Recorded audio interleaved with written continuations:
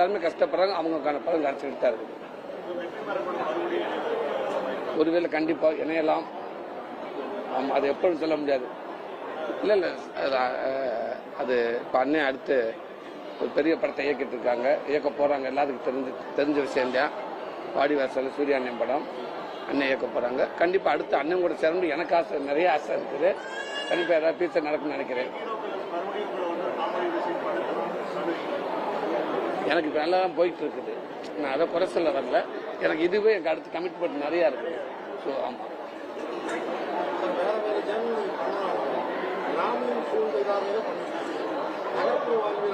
அடுத்தடுத்த கருத்து அப்படி கேட்டு வச்சிருக்கேன். கண்டிப்பாக அதை எதிர்பார்க்கலாம்.